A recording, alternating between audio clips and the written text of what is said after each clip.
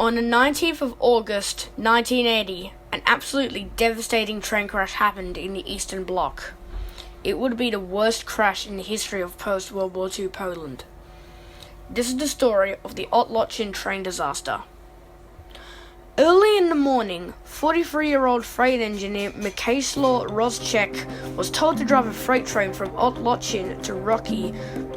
The train consisted of ST-44-607 and a couple of empty coal wagons.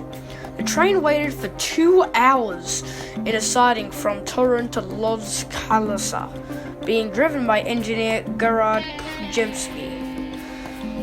It consisted of engine SP-45-160 and 5 coaches. It departed late due to waiting for a seaside resort train from Kolobreg. It had 2 cars full of children, going back an hour behind schedule. And because it was late, it gained speed quickly, reaching 88 kilometers an hour. Back at Otłoczyn, the freight train, for reasons unknown still to this day, broke through the points and proceeded down the line that the passenger train was still on. To make things worse, the passenger train was speeding. Later down the line, the 2 trains come into view.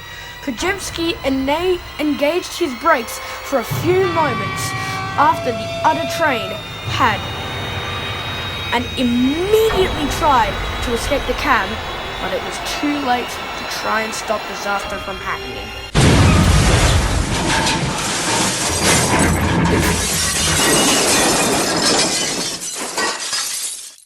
Trains collide at 4:30 a.m. Dead bodies laid everywhere. Fuel was pouring out of the engines, with many guards protecting it. One small spark could turn this disaster even more deadly. The youngest death was only 7 years old. 67 people lost their lives, and 64 were injured. But why did this happen? And how? Rumors emerged very quickly after the crash. One was that an unknown person had terrorized the freight train driver and then ran into the forest. Another theory was that Solidarity, the newly formed workers' union, had caused the freight train to carry tanks to suppress the movement. Another theory was that some activists were on board the passenger train on their way to a meeting in Lodz. The investigation was closed quickly, and many copies were made.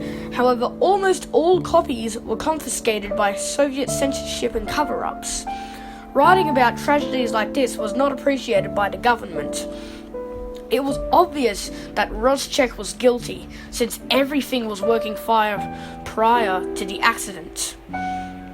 However, since the driver was killed, they did not investigate any further. One of the possible reasons Rozchek crashed was because he had been working for 25 hours without a rest, a practice that was both dangerous and illegal. Gerard, the driver of the passenger train, still lives in Torun to this day.